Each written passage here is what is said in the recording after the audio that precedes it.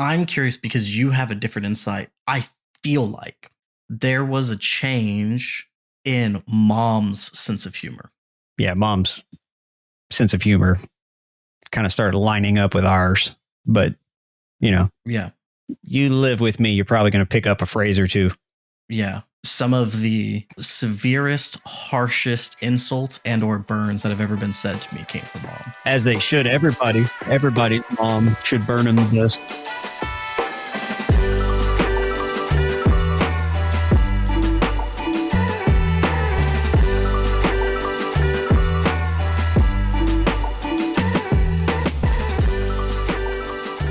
With this one, because I've got a few set up for other family members, so I've talked to mom already.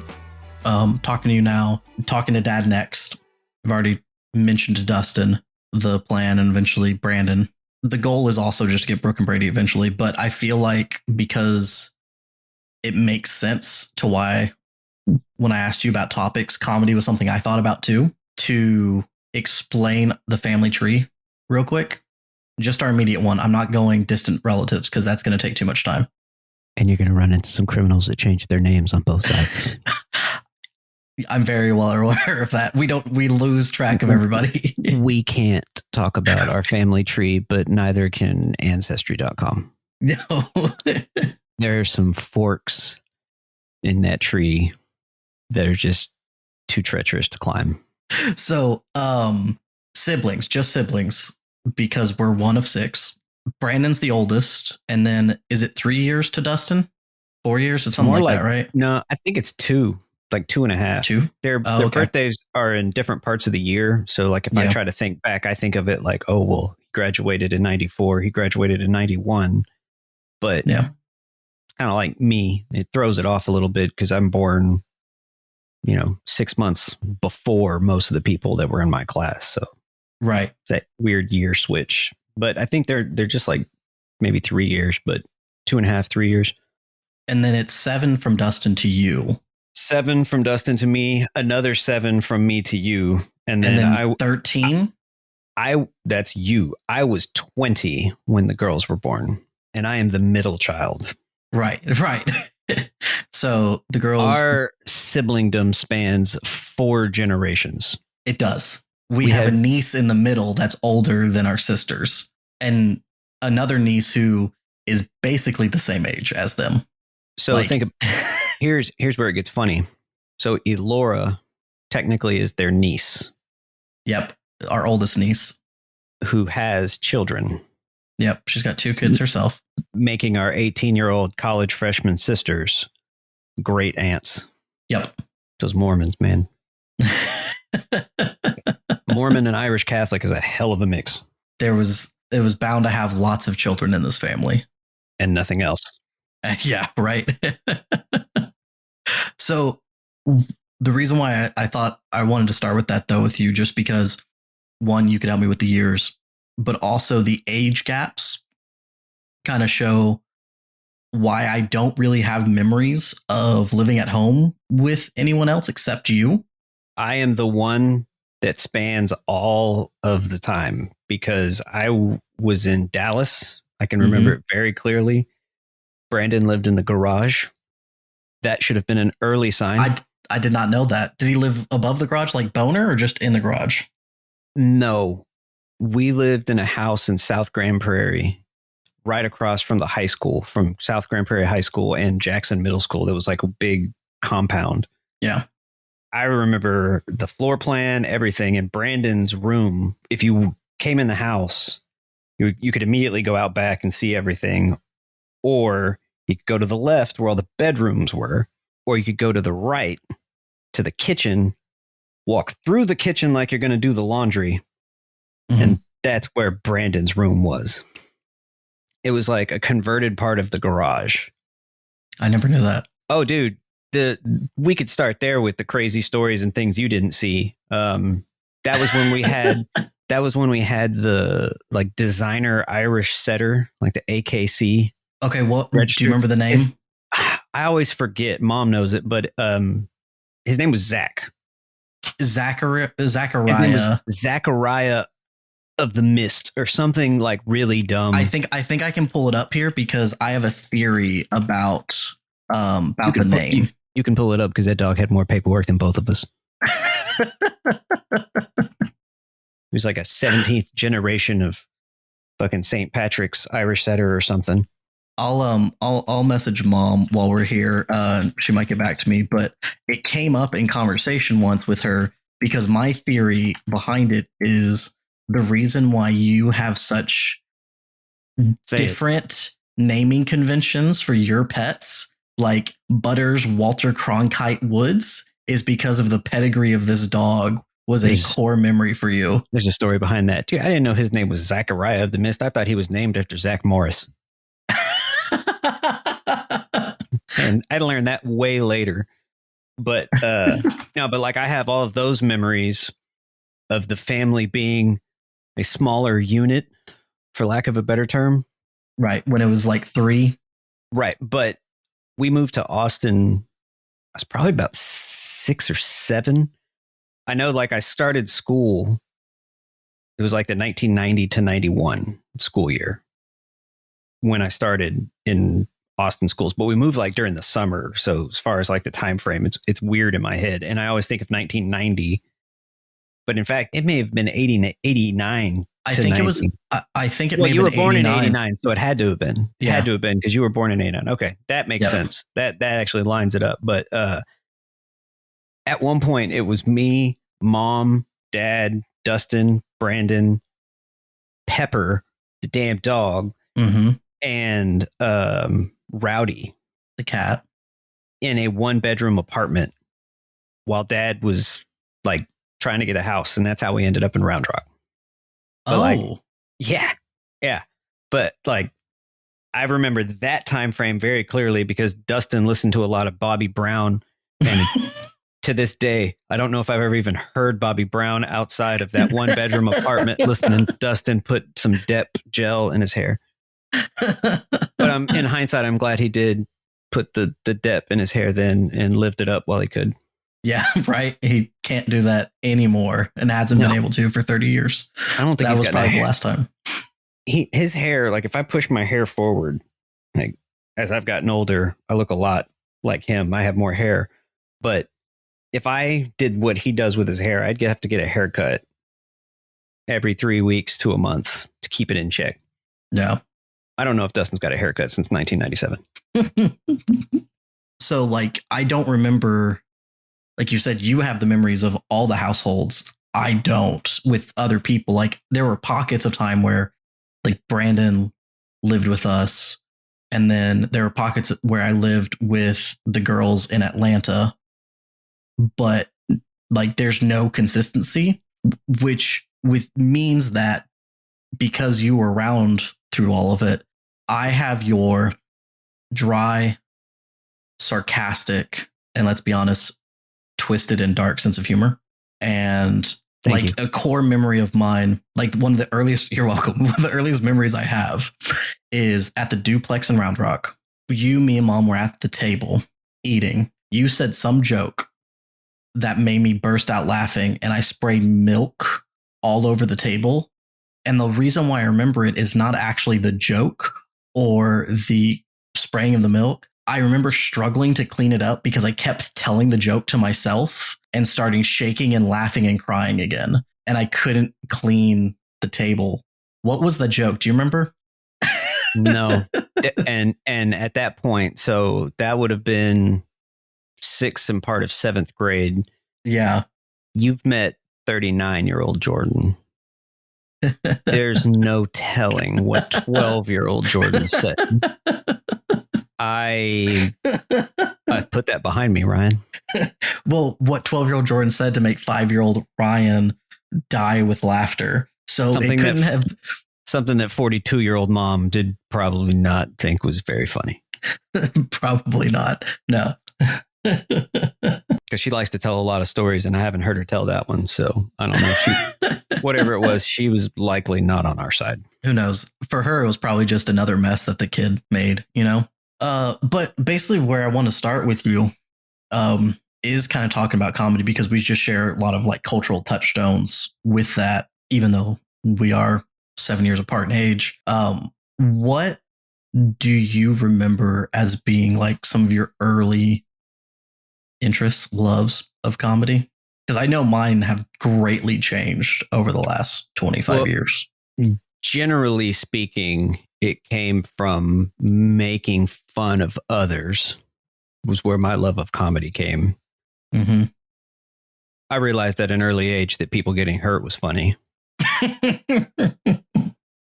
And not at the time, but I was able to look back, the day after, a week later, even times when I got hurt, and straight up had the thought of, damn, if I was on second base and I saw someone eat shit like that at home plate on an asphalt kickball field,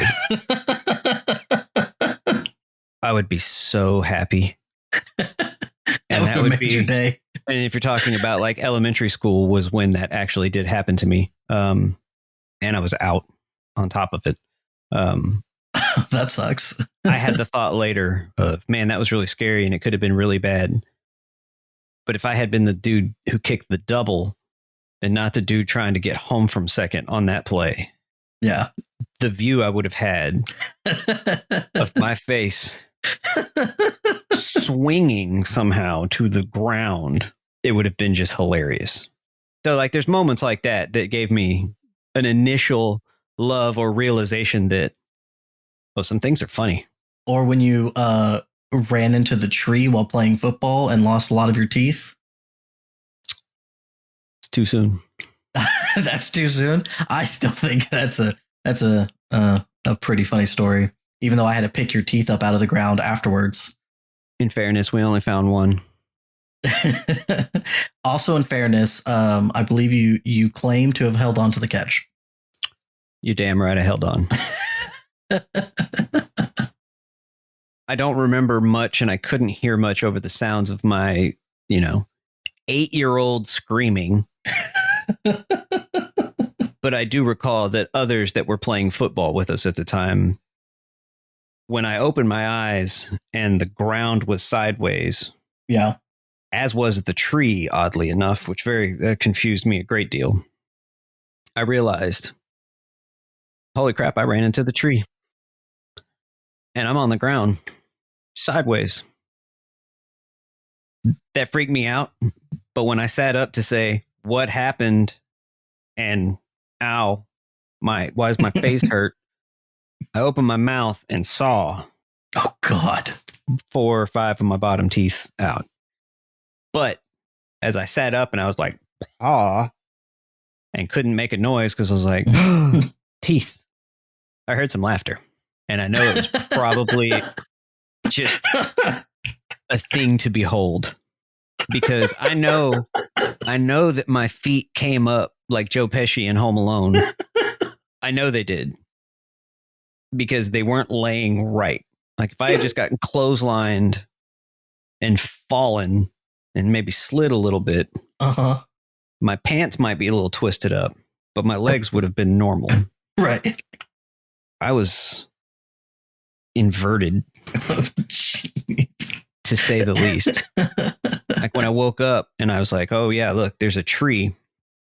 The thing next to my tree was my knee. And you shouldn't ever be curled like that. To be able to see your knee. It means I fell, held onto the ball, and curled up into fetal position. Oh God.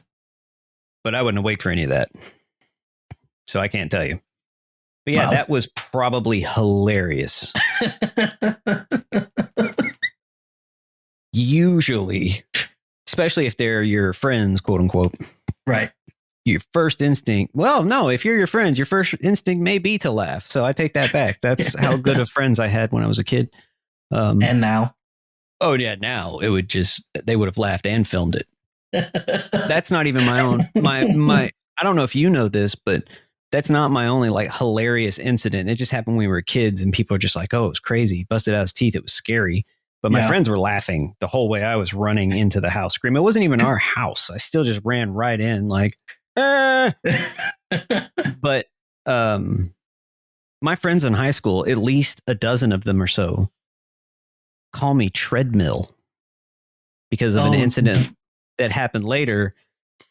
And I can't live that down. And so that rubber stamped that, no, I'm not dark and twisted because I think people getting hurt is funny. It's just funny because it happened to me. Again, except for I was older and in a situation where I couldn't and shouldn't necessarily run to the closest adult for help. Right. Just ride it out. And I remember laying on the ground because a Amazonian woman's giant treadmill, biggest treadmill I've ever seen in my life. The woman that ran on it, our friend's mom, he was like 6'4" and 250 pounds, but his mom was like 6'2" and 200 and something pounds. His dad was like 6'7". He was 6'4" in 7th grade. Good so this Lord. is one of his Gigantopithecus's parents' treadmill, wound up as fast as it would go. It's basically like a Mustang engine. And one of our friends said like, oh, watch what I can do. And he held onto the sides and like straddled it while it was going. And he jumped on and he caught up with it.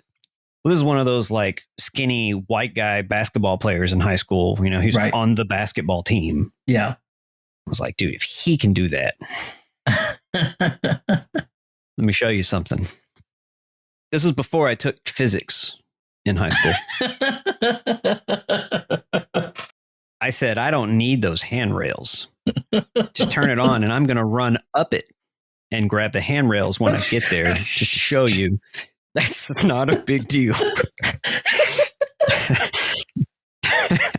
It is a big deal. I've learned. It is. So I took one step and only one full step.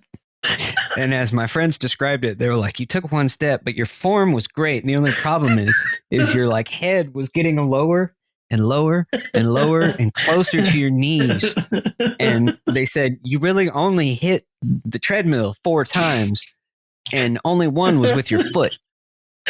But I was still like running sideways, completely parallel with the ground in running form. So I put one foot on and it immediately threw my feet back behind me. Like I was diving. Like, do you ever see that old Tom Cruise Mission Impossible video where he like the explosion goes off and he's reaching for something? Yeah. I was doing that, but on a treadmill and without any CGI whatsoever. And all practical. After all practical effects. Jackie Chan would have loved it. But after it threw my foot out, I hit flat on. I was moving fast enough to where I got over the treadmill, the actual band on it. And I landed completely out, like one arm in front of the other, legs still running. I mean, I was in perfect Olympic form. I just wasn't touching the ground. And the way they described it was I hit the treadmill and stopped for a second. And everybody was like, oh, it's over. No, what happened was I hit the treadmill and I bounced. So that split second was actually my body no longer on the treadmill. Yeah. But then I came down very quickly. And my face and my elbows caught, like friction finally got there and I stuck to the treadmill. Oh no. Well, at the time I was maybe 120 pounds and this treadmill was meant for, you know, a 300-pound lady who used it. It was in great working order. That thing shot me across the room, once again horizontal.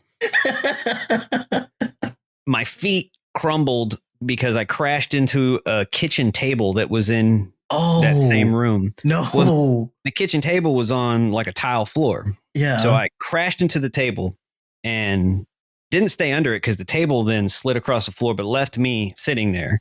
The table hit a bookshelf and the bookshelf came down over the table and all the books like were hitting me in the head. No. I was groaning, making some noises. My friends didn't even pause. They were on the ground before I was laughing. That's good friends right there. And I still talk to some of them to this day. Some of them I hung out with more, and we got our own stories. And Jeez. The treadmill thing just became funny. Oh, I mean, yeah. But there were some, my friend Joe, to this day, he, if I see him somewhere or if there's a group of us on chat or something, just for old time's sake, it gets brought up quickly. Some of them, that's how they say hello to me. They just yell treadmill.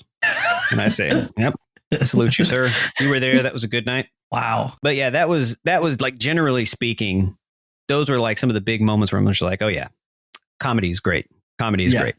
It may hurt, but it's great. But growing up, one of the things I remember most outside of just like dumb shit that we did that hurt and made us laugh. So it's weird thinking back. So as a quote unquote millennial or whatever, what makes our generation as a whole really kind of weird was we had half of our childhood, your development years or whatever. Yeah. Without the internet. Right. And by the time we got about to 5th or 6th grade is when it started just becoming more and more available. We started using it in school. And then by the time we were in high school, Napster was up and going and we were robbing everybody blind of all the content we could get our hands on. Yeah. But we were still young. And even if you think about it to this day, like kids don't do a whole lot on the internet. Like child doesn't. They'll get on and they'll go to YouTube, play a game or whatever, but they just are consuming just constant content. Well, because I even, taught computer applications for a year between history and then moving into like the teaching technology to teachers role.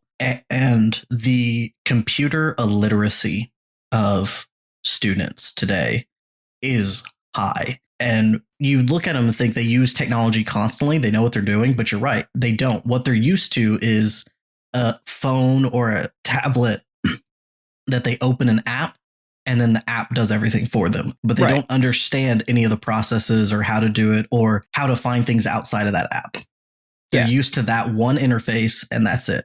Yeah, even before they could actually teach us how to do something. And again, this was in the 90s. Computers aren't even remotely close to what they are today. Right. But I mean, I remember going to Mac Lab in first grade and doing kid pics or something like that. Yeah. But what's weird about that whole thing is like, I remember having to watch TV and just catch whether it was shows or like I watched a lot of stand up, way too much stand up for how old I was.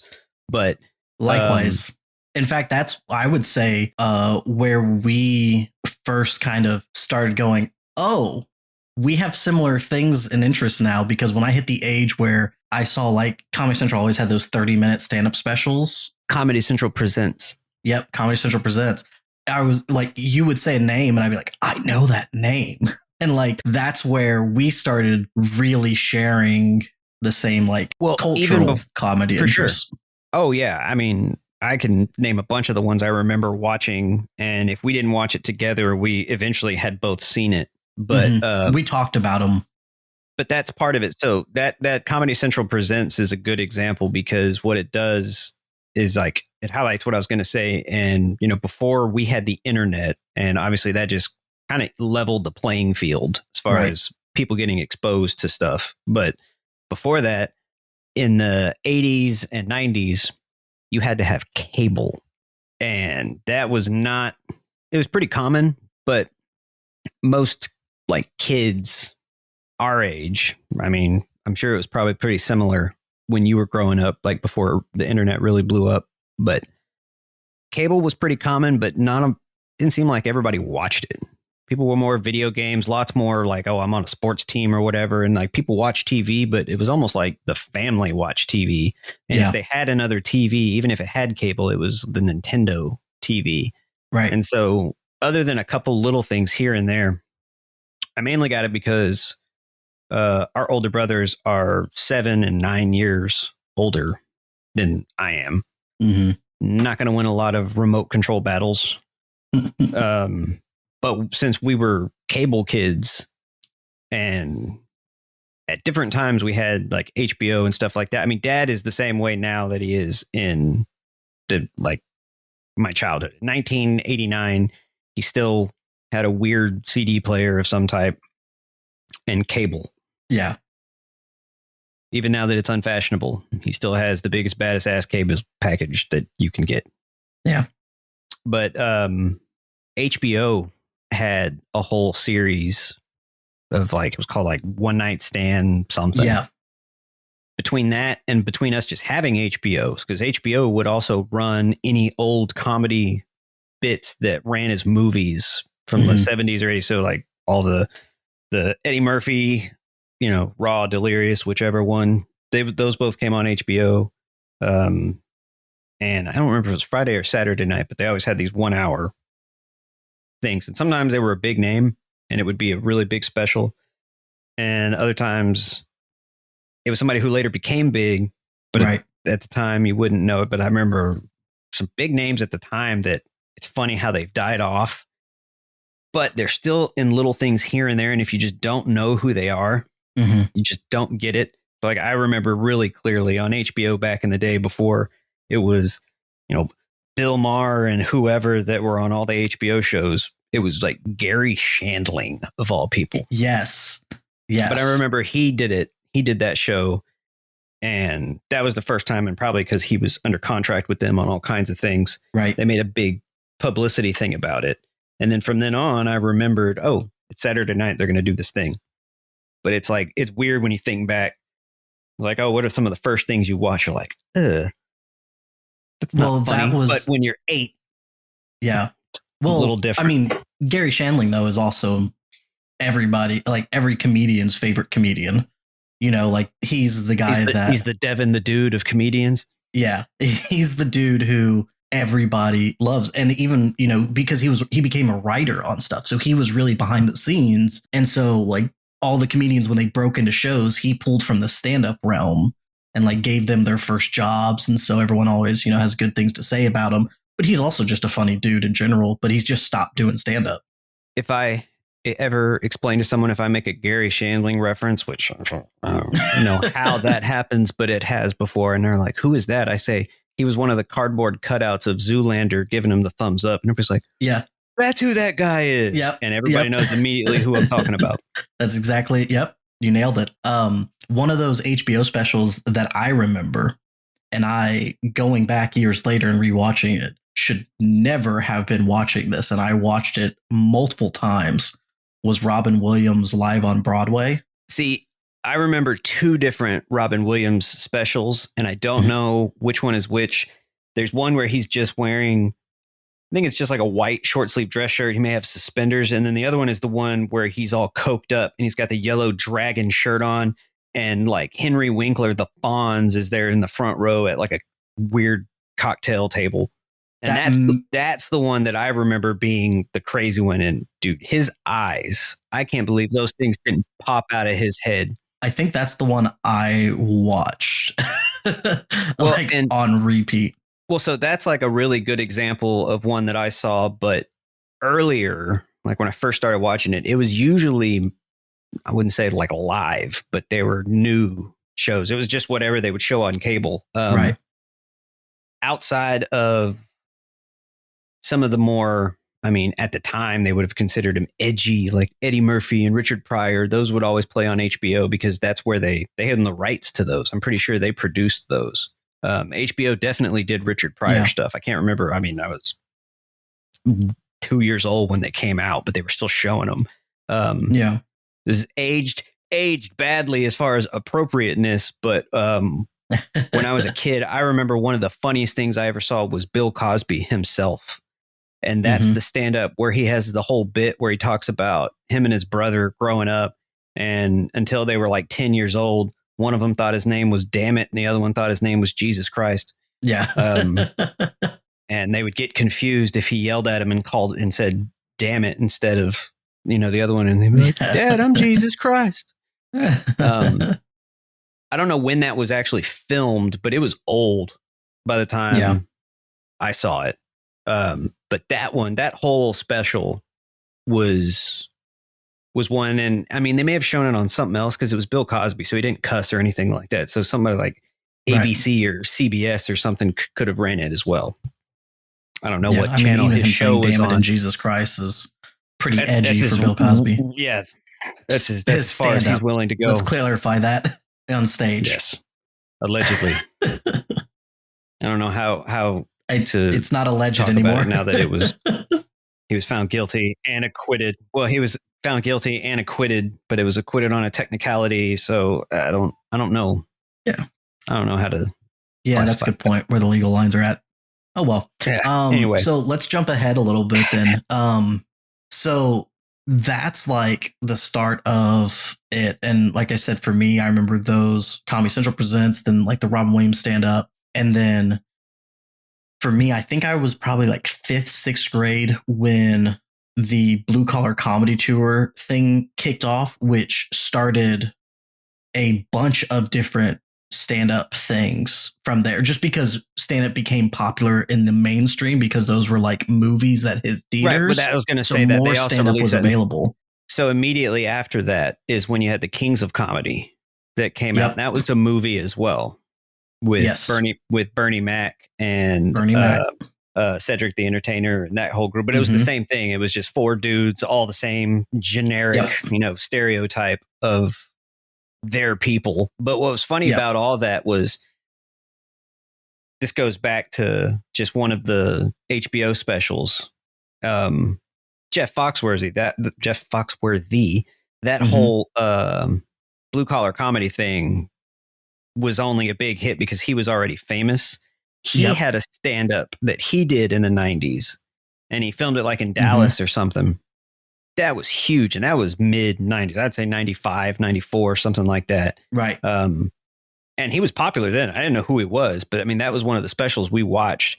And right before Blue Collar Comedy, I mean, I think that was right about when he's like his show. He had like a TV show. Yeah, he had a TV show, yeah. But that whole thing became popular because he took snippets from that HBO special from a decade before, and he made like a country album, and he put videos on like CMT and stuff. But every single one of those snippets wasn't just from those bits; it was from that show. And so, I mean, that thing built up. But yeah, once that hit the movies, that was a big thing. Because in the early 90s, the movies, like that was, I don't know, that was right around 2000. I would say like 98-ish. Yeah. Remember that getting big. But when we were just a couple years younger than we were when that came out, they were still making albums. Like, and so switching to movies was a big thing. I mean, we listened to the first two Adam Sandler albums. Yes. A lot. Yes. I had it on my answering machine in my room, and somebody called me at like 2 a.m. one time. I was asleep, and it went off. And since it was an old school answering machine, it actually played it through a speaker, so everybody can hear your greeting. I don't remember what she said because I was half asleep. Mom was probably awake in the hallway vacuuming since it was only 2:30 in the morning on a Tuesday. Right. She wasn't happy. And she was like, I can't believe you would have that. Whatever I had, it didn't cuss. But I'm sure it was up against that line. Oh, yeah. Well, I mean, that whole album's up against that line. Yeah. But, I mean, albums, a couple of them, I mean, obviously, some of the old school dudes did the albums, and that was like so, funny. But there was a couple of those that were still going. So when they made that switch to movies, that was a weird change because, yeah, they also started replaying those movies broken up with commercials. They did, yeah. And so... And they would also cut out like the different comedians like section, like their 30 or 45 or whatever, and then play those by themselves during other things. Cause like I didn't see Kings of Comedy as a whole, but until like years later when I was in college, I went back and was like, man, I love all these comedians, but I've never actually seen Kings of Comedy. Let me go back and watch it. And I was like, I've seen every single one of these. I thought they were their own individual specials. Yeah, because they were cut and aired separately. Oh, dude, and that one was so much better. Like I got the first time I saw like whatever the redneck version is called again. Help me. Blue Collar Comedy. Yeah, that. Yeah. I got all that and I understood why everybody liked the characters and whatever. But funny enough is outside of like Ron White, they were all just doing Jeff Foxworthy jokes. They were. Half of Bill Engvall's act were jokes from older Jeff Foxworthy bits that just didn't make the CD or something like that.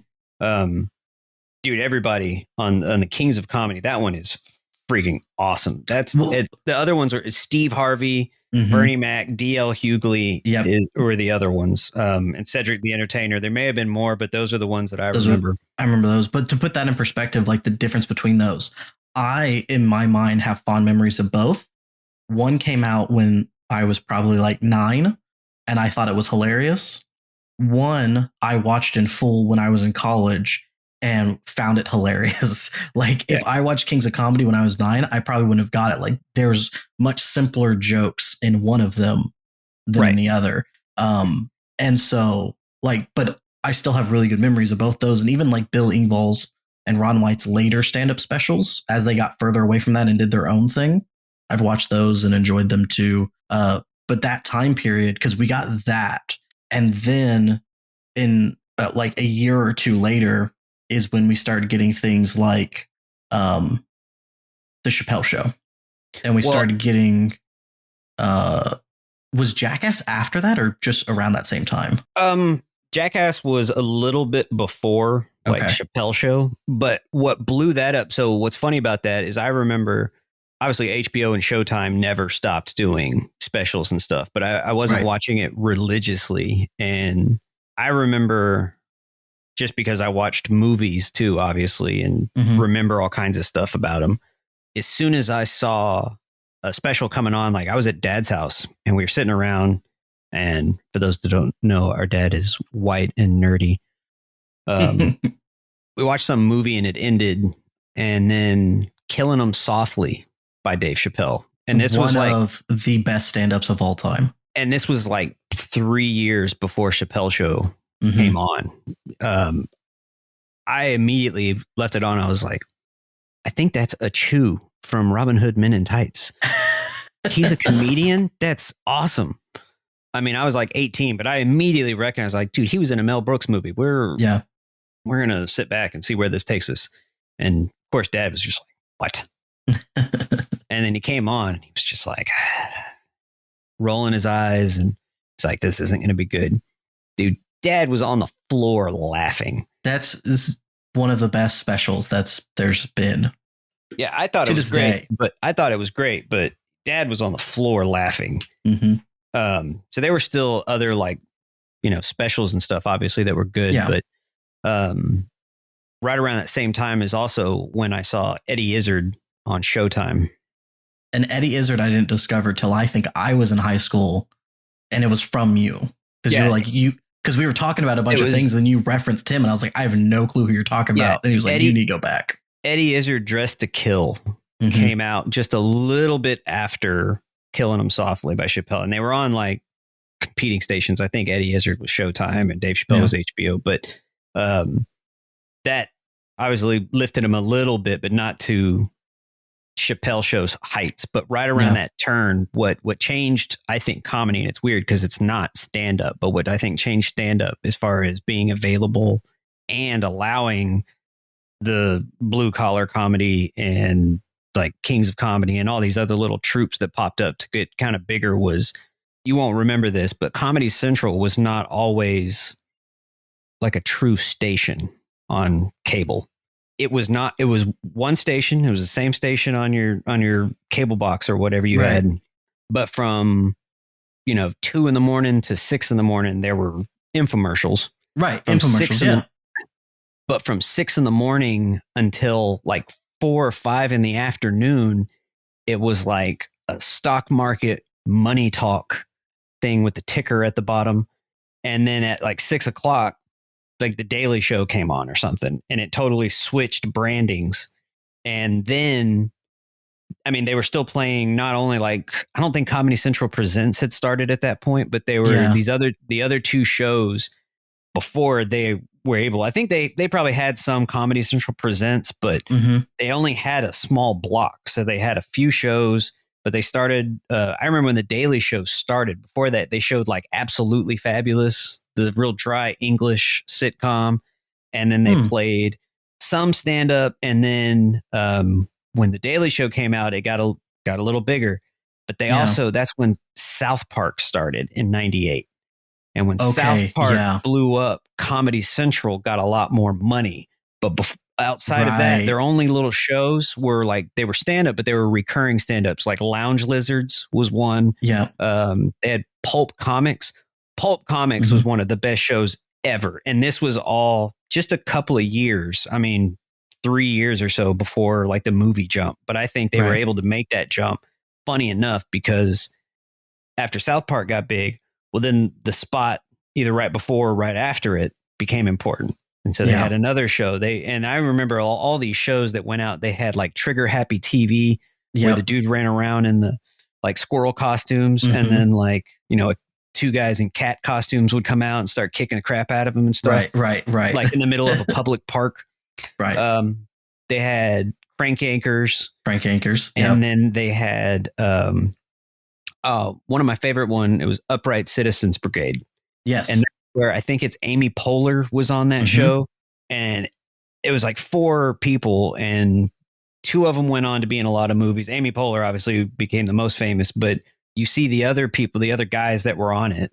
Yep. And you're like, oh, dude, I know that guy. Well, Upright Citizens Brigade, I think it's out of Chicago, and was like one of those comedy troupes, like improv or something, like an improv troupe, but they were on the same level as, you know, your like Kids like in the Hall from Canada. No, that's exactly what they were.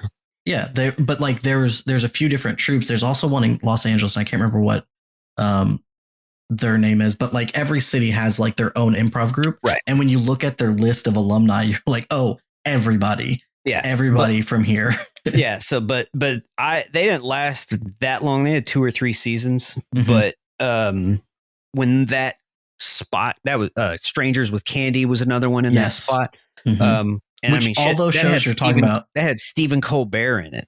Yeah, all those shows you're talking about are also like really weird, obscure satire, dry comedy. They had the same sponsors as South Park. Yeah. And I've heard Trey Parker and Matt Stone even say that, like, why can we do whatever we want with South Park? Because we've kind of always done that.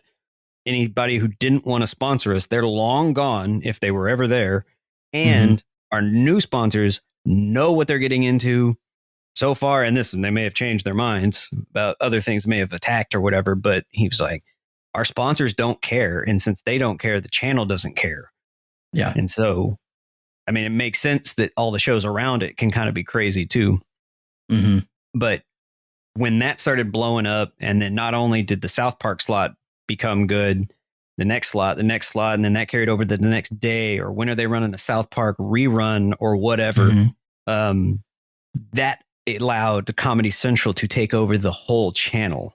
And that's when I started watching. Yeah. So Comedy when you wake Central up at 6 a.m, they're going to play reruns of Comedy Central Presents until noon. Yeah. And then they'll start playing some reruns of shows that they had. They got to the point where they could, you know, instead of syndicating their shows to other channels, they just syndicated it to themselves and took over the whole station. And Money Talks or whatever, it had some weird, really dumb name, but it got bumped because it's not funny. So from there, this is where we meet our kind of crossroads. It's like the perfect time of where I started watching the same things you were watching. So that's when like Adult Swim hits. That's when we get Chappelle Show. We start getting was Flight of the Conchords was a few years after that, I think. A few, but not many. So Chappelle Show started like in 2003. And I remember distinctly watching Flight of the Conchords in like 2007, 2008, the show. Yeah. But they had specials. They had a special, on like a little before that. And I mean, the show is just based off their specials. And Tenacious D had a show around then too, like earlier than that too, around the time of Chappelle Show on HBO. Well, and see, that's funny because their show was before Chappelle Show, like their HBO show. But they were doing dumb shit like in 1996. They just weren't very popular. Like Jack Black, you can go back and watch some of his old movies. I think he was just doing movies to try to support Tenacious D.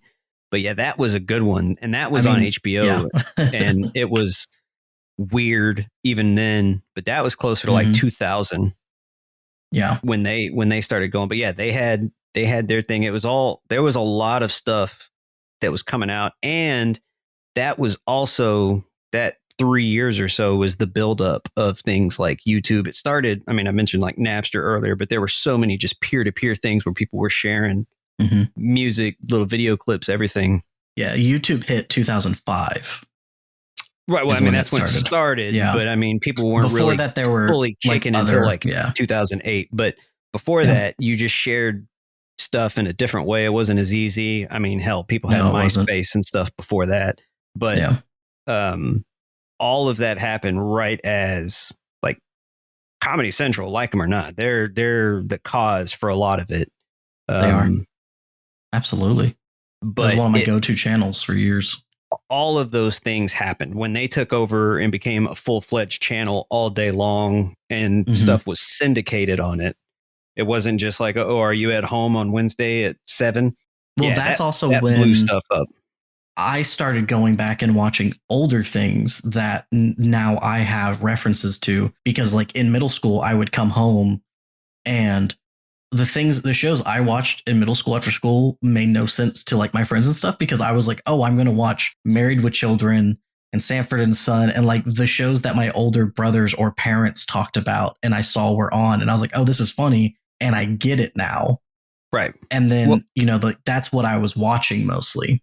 Well, all of the best shows, it's funny. If you look at like, all right, what are some of the funniest, whether they were bits or whether they were full specials or whatever that you saw, the shows in the mid to late 90s were all written, like the big number of the big ones, the comedy shows anyway, like sitcoms, 80% of them, I would wager, the main character was a comic from the early 90s. And that pattern continues like every 5 years. So in the mid to late 90s, you had like Home Improvement. Well, Tim Allen was a stand-up guy. His whole that whole thing started in that was his comic character. He was just like, oh yeah, my wife got a vacuum. It sucks. So I rewired it. And that was like his whole bit. And then it became a show. Even like Brett Butler. Seinfeld was even started with it. Well, Seinfeld, they just went with it. But like Brett Butler got her own show and it was huge when it was on. Roseanne was a stand-up comedian. Roseanne. And that show was Bob on Saget. forever.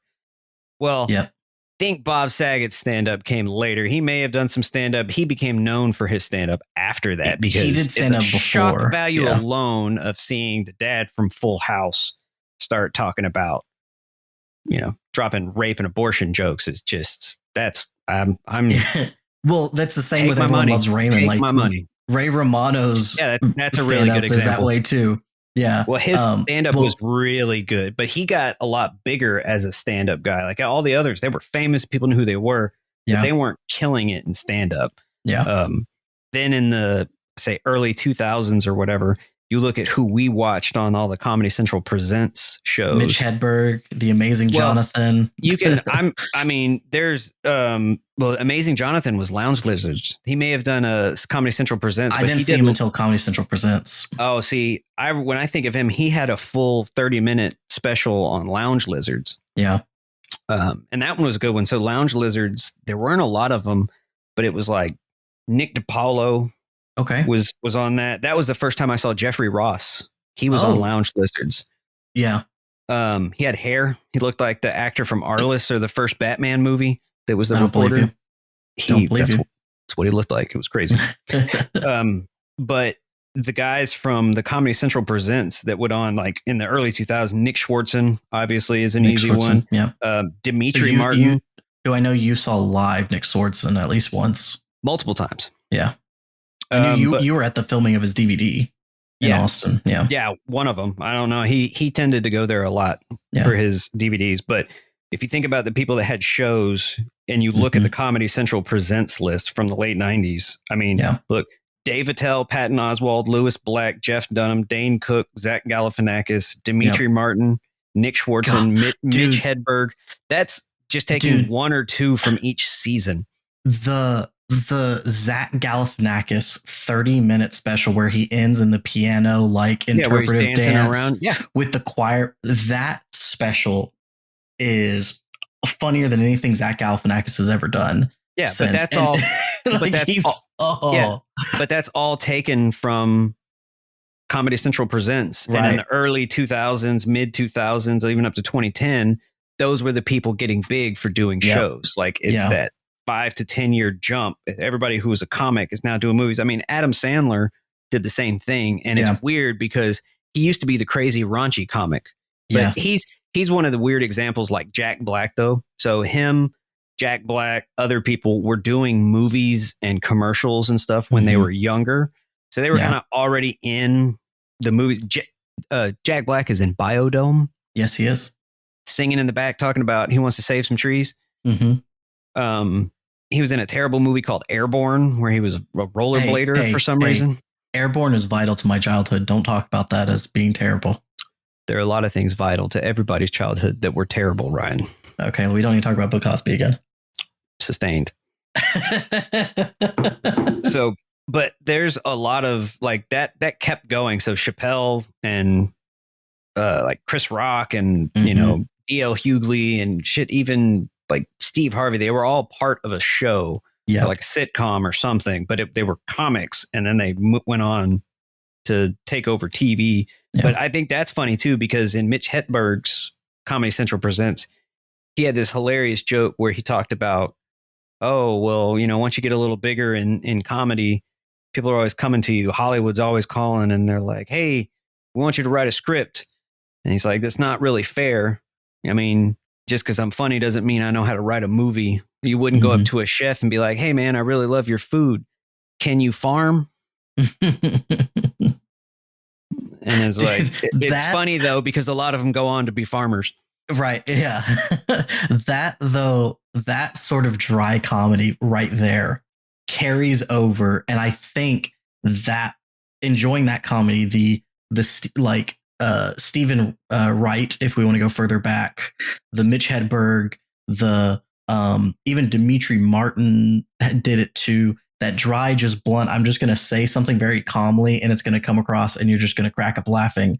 I think is what sent me down the path of Zach Galifianakis too. Sent me down the path of now today. I love British comedy. Like that is my main. Like British panel shows are some of my favorite television to watch.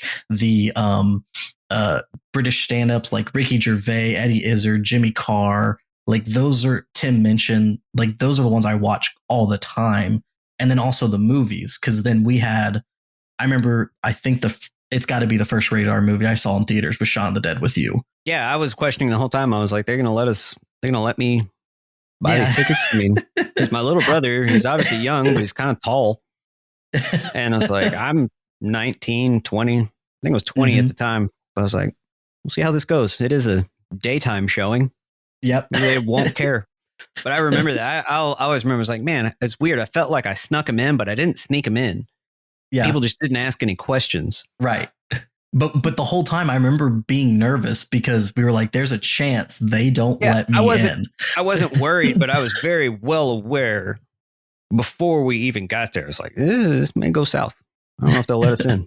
But no, I remember that clear as day. That was very shortly after I moved back to Austin. Yeah, back to Austin, yeah. And that is still up there as one of my favorite movies of all time. Well, part of my like deadpanning, I do try to deadpan people because I without a doubt, watching comedy pretty much determines my delivery on just how I speak, even if I'm not telling a joke.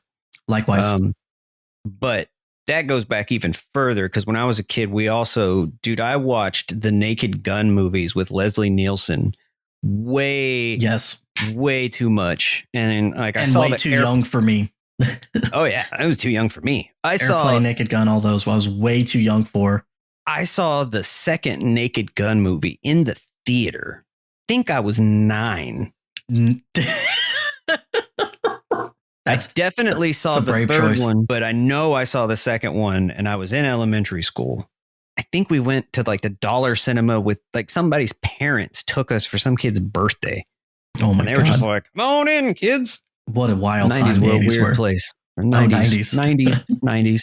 But yeah, the deadpanning thing. I mean, like I said, not just telling jokes or whatever, but just, I mean, I'm a smart ass to begin with. Half of the what comes out of my mouth is a joke. I was cracking up jokes when I was disciplining my girlfriend's kid the other night. I mean, I didn't, in my defense, I wasn't necessarily cracking jokes. I just couldn't think of other ways to put things. Right. Because the first thing that popped in my head was funny. And also, I figured if she laughed, that means she's listening. It is true. It's a good attention getter. It was more of a discussion. But, I mean, yeah, those dry comics, they impacted me like no other. And English especially. I mean, I liked a lot of English comics before it, but I think I really started jumping into a both feet after Eddie Izzard. But yeah, it wasn't just, I think a combination of watching all those stand-ups and just general lack of care. Like I never had any issue with public speaking or anything like that. Yeah. And most of it, like I didn't go up there and just act like a goofball and didn't like vaudeville or anything like that. But while I didn't like most of the people in theater and stuff like that, anytime I had a speech class or had to give a it's whatever, and I'm going to have a joke in there. It may be okay, it may not be okay. We'll find out. Yeah. But usually it's deadpan. I'm deadpanning something. There's a pun in there somewhere. If possible, I'd like to make it in the title if I have to present something. So before I've even said a word, people are laughing. It's a good start. And the my favorite thing about those types of puns and deadpan puns is that joke is for about 6 people. Like it's not my 6 favorite people in the group. Exactly. It's like, okay, I don't know who they are yet, but I'm going to find them. Yeah, I'm going to find them and I'm going to focus on you. This is going to be fun for you and you alone and no one else. Yeah, I've made puns that were bombs. Yeah. But one person snickered in the back of the room. And I'm like, not only did that person get it, that is not on the list of people I thought were going to get it. Now it creeps me out a little bit. They did get it. And I like it. I said that in a like meeting one time. Everything was just getting out of control. People were talking and griping, and it was like a morning huddle. And I don't even think I was in charge. I think I was just like a wing of the team.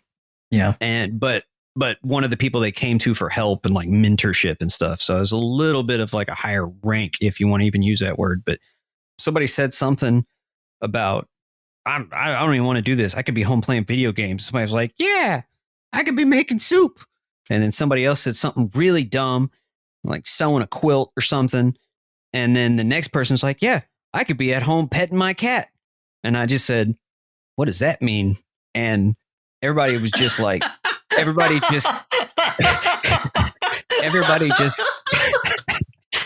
just carried on going rabble, rabble, rabble. And like this little, really over the top religious girl, she was kind of short and like tubby. Like what I remember most about this girl is on Halloween, I should have known that she would have got the joke, but like on Halloween when everybody was allowed to dress up, all she did was she went home surrounded by her like, gerbils and cats. And she crocheted a brain slug from Futurama and put it on like a hair clip. So she was herself, but walking around with a brain slug on. And I should have known that of all people, she would get more jokes than I gave her credit for. But in the back, when I said, what does that mean?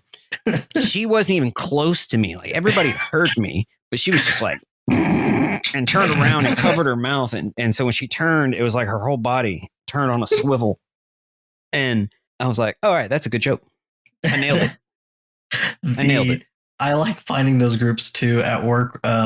One day when I get tired or just haven't had enough caffeine that day or whatever, my like filter and block is just gone. Like there's no first thought in my head is what's coming out if it's a joke. Like I just can't stop it. And in my office, this was when I was no longer in the classroom, but I had an office where all the teams would come and meet, and they would meet with one of like 3 instructional coaches, what they called it. So I was a social studies guy. We had someone for math and science. We had someone else for English, right? And the science group was meeting, and they're just at this table talking, and my desk is just off to the side. Most of the time I just put in headphones and ignore everything they're doing because it doesn't matter. And one of the teachers is super proud on that day.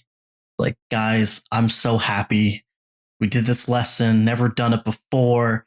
And like, it just worked. I hit homeostasis hard today, just under my breath, was just like, I'm pretty sure that's a hate crime. They lost it. And I was like, oh, did I say that out loud? My bad. But then in that moment, I was like, oh, I like you guys. Yeah.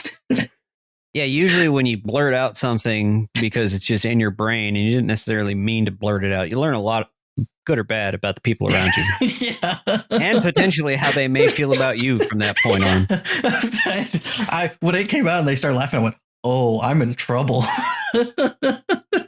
I've gotten to the point where I feel like because I've timed so many jokes or pranks so well with the people in my current office that one of them, I feel like every time she gets around me, she says something, or whether it's she says the words she means to say, but then realizes who she's talking to and how that may be interpreted. Yeah. Even though I know what she's saying, but I'm going to answer the other question and interpret it differently every time. That's one of my favorite things, is to take the exact words somebody says and answer a question they didn't realize they asked. Very much so. But I know what the hell they meant. Yeah. But I feel like I've done that with her so many times that now anytime she says something, she either says something that's a double entendre or something like that, or she straight up says something similar that rhymes with what she really wants to say. That's the dirty phrase she's trying specifically to avoid. And now I feel like I've scared her into my comedy realm. I have an interjection here. We have an answer. Wilson Proud Zachariah was the name of the Irish setter. Oh, nice. But yeah, the that is stretched into almost every aspect of my life. You should have seen Richard's funeral in the speech I made. Jesus Christ. And I was the last one. I brought it home. Hold on. Because I couldn't be followed. Hold on. Everybody was all serious and talking about things they shouldn't be talking about. And I was like, well, if this is where it's going. Oh, no. Here we go. And people were staring at me too, like, George, you have to get up and say something. Like, he and I hadn't really talked or been friends in like 10 years, but since we were best friends growing up, and I was basically, his family considers me siblings. They were like, you got to go. Yeah. And like, without getting into too much detail, some of his newer friends were getting up there and they were talking about, oh, how good of a guy he was or things that he did. And it's like, okay, cool. But you could tell something was off about just about everybody that got up there. And then later, people started going up there and like, oh, Richard helped me get over drug addiction and all this other stuff. And then it started just going downhill about people struggling with addiction. I was like, I don't know that this is what this is supposed to be. I think you people just go to so many meetings. You think if you're talking in front of a group, you got to talk about your addiction. Right. And then like one dude got up there and just told a funny story, a normal funny story about back in the day. And I was like, all right, that's how this should go. And then like 10 more people got up there talking about addiction and stuff like that. And I was just like, I was there. It was sad. I was trying to pay my respects, but everybody was itching me to go up. And Mom was there, like putting an elbow in me, like, you got to get up and say something. You got to get up. You got to go. And I was just like, all right. And I got up there. And the first thing I did was like, I put my hands on the little rostrum. And I was just like, ah. And I was just like, here we go. Time to bring it home.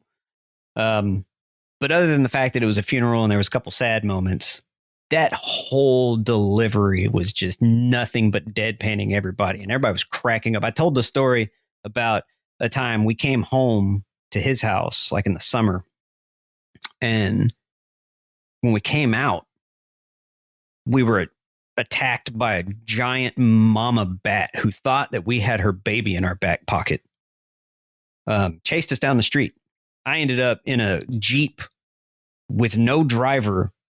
I'm the passenger, strapped in, rolling backwards down a neighborhood street, like a hill in a neighborhood street. Jeez.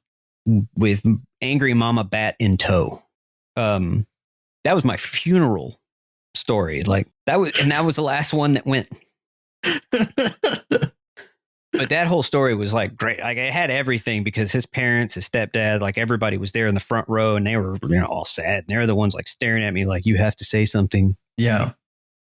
So I got up and like part of the story was like, so we learned a long time ago that it didn't matter this particular evening, but we learned a long time ago that if we wanted to sneak out, we didn't have to like push the car or like park in a funny spot so that people didn't hear us start it.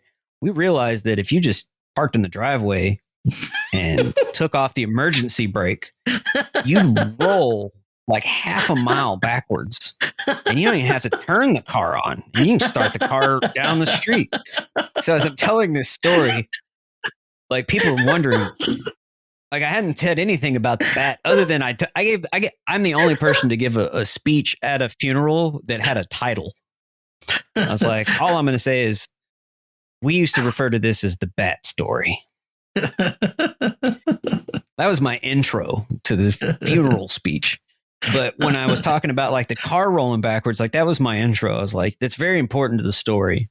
You need to know that. And even though we knew that and had known that for a long time, and I looked right at Richard's mom and I was like, sorry, Alice, we snuck out a lot. And then like she smiled. Well, then later in the story, the reason the bat was chasing us to begin with was that his mom, his dad, and sisters, they were all doing like yard work all day long. We were at Barton Springs or something.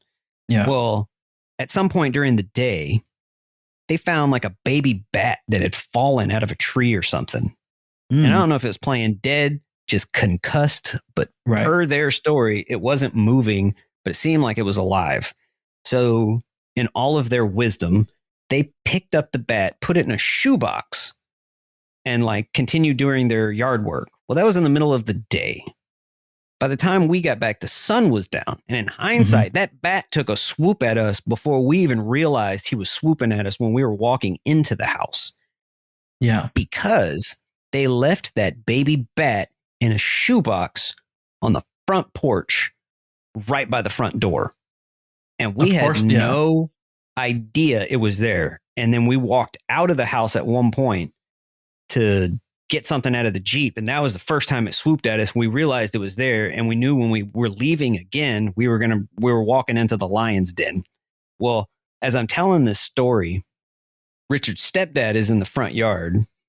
And even though he was in the front row, he was in the front yard all day long doing all that, he immediately remembered through everything else. He was like, oh, the bat.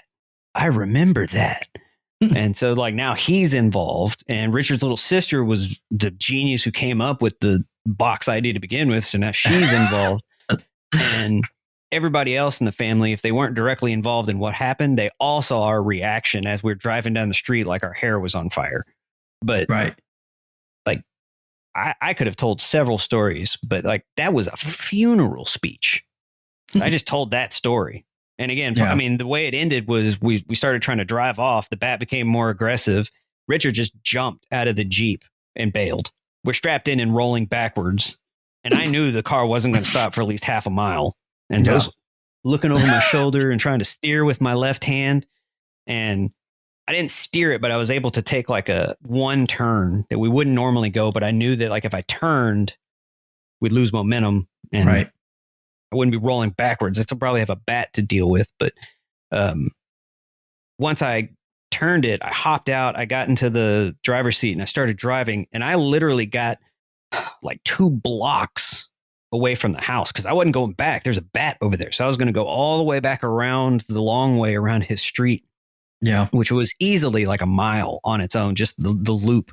And I got about 3/4 across the mile, getting ready to turn to come back and start looking for him, when he jumped out of like somebody's bushes and jumped through like into the moving Jeep, into the passenger seat that I just jumped out of. And he was like, good looking out, man. Good looking out. And I'm like, good looking out. Nothing. You bailed on me, man. So after all the stories of people being like, and Richard was there for me, you're like, I was like, dude, I was his best friend. I have more dirt on him than he does to this day. And he bailed on me. That's right. I made a graveyard joke.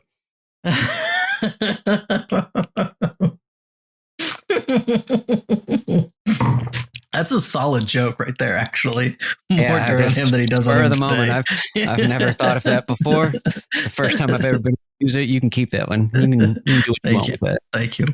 Man, that's a it's a good story. But yeah, needless to say, stand up, dry delivery. Mm-hmm. Puns, Yeah. lots of puns. All of them. Cut to though, like December of 2019, and we're at that game show thing with the Johnson family, which I set to rated R. Yeah, I wasn't ready for half of that. I don't care what content you throw at us. Like the fact that you went up there at one point to the host and like, because you're going up for Family Feud or whatever, and you just look at him and go, has your mom ever turned to you and asked, what's a mustache ride? Yeah. Like, yeah, this is fun for you. My mom just turned to me and asked me, Jordan, what's a mustache ride? And then he goes, what did you say? You said, I didn't say a damn thing. I just walked up here. Yeah, I didn't say a damn thing. Luckily, it was my turn. Some say I'm still fucking deflecting. and there's, dude, that whole night, like the moments where the two moms were up there for the face off lightning round, like Wheel of Fortune, guess the phrase, and it was a erotic literature title, and everyone in the room knew it was A Tale of Two Titties. Yeah. But the two moms were like, what is going on? Yeah. But they were trying. They were trying, but they were both way out of their element. They were still too new to the scene. And then finally Dana got it. It was like, oh, Tale of Two Titties. Oh no, what did I just say? Yeah, she got so excited. And then the single most embarrassing phrase she could say in front of her children. Which was so funny to me that she'd get embarrassed because I forgot I said that. The team names Yeah, between that. Woodses and the Johnsons. That's nothing but dick jokes all night long. The Hardwoods versus the Big Johnsons. And his yeah. No, that night had a lot of firsts. I'm sorry if I didn't prepare you for that night, but damn, was that fun. I forgot that I got up there, and it was the one time that I saw the little game show host's goofy look on his face and all his little quips. His mouth just dropped, and he's just like, what'd you tell her, man? He got concerned all of a sudden. Curious.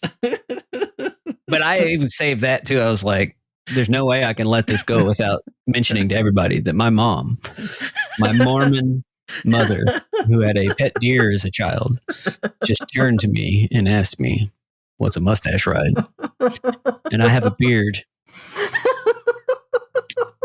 I'm out. But all of y'all are coming with me, and you're going to feel some of what I feel right now. And understand that I may miss this question, and I'm not the best choice for the lightning round at the moment. Oh my God. Yeah. Oh. One of the things that, I mean, along the way, as far as loosening mom up, if I had told this joke at 12, she would have smacked me upside the head with a wooden spoon. But since I was like 16, one of our friends was over. I think it was Mike in high school. My buddy Mike came over, and we're sitting in the kitchen and we're just drinking a soda or something. Nothing's going on. We're about to leave or just got back from doing something.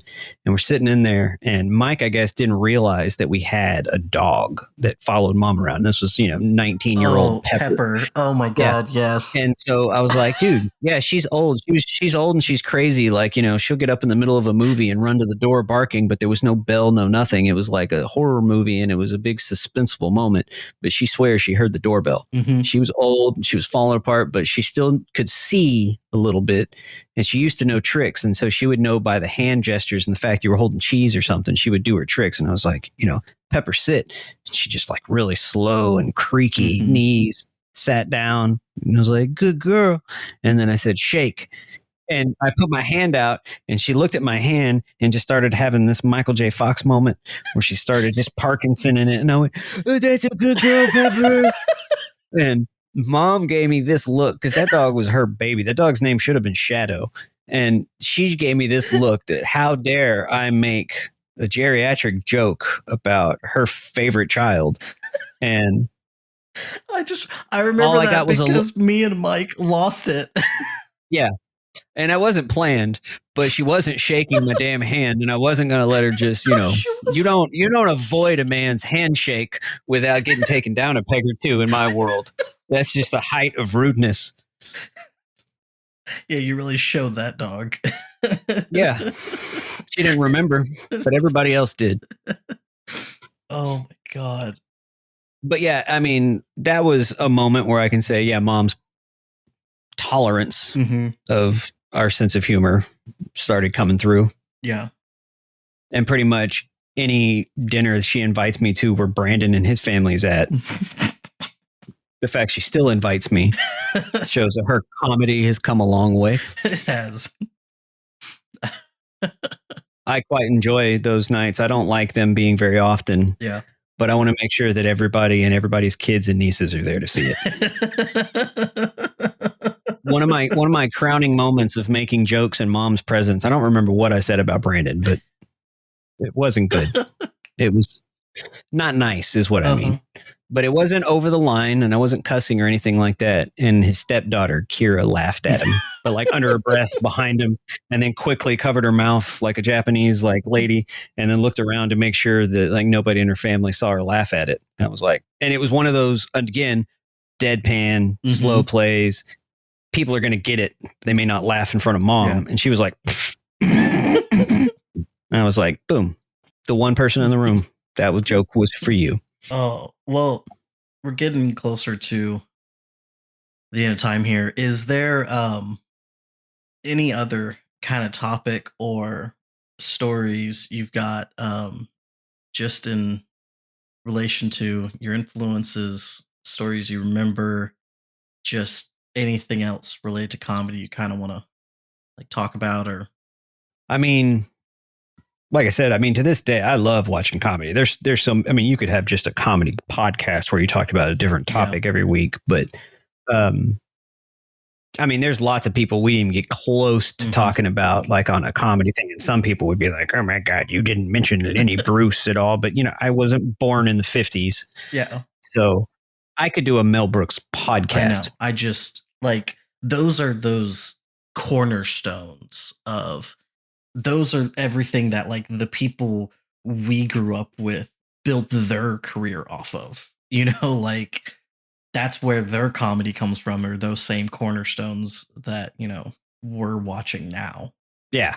Yeah. It all started somewhere or somebody later became who they were now or whatever. But yeah, there's a lot that like we didn't even touch on, but as far as growing up, those were the things that like, that I think about, or funny stories or whatever. And it's like, oh, I wouldn't even think that way if it wasn't for some comedy show or something. And it has nothing to do with like, stealing somebody's bits or whatever. But when you watch so many things, delivery and all that, yeah, it's good.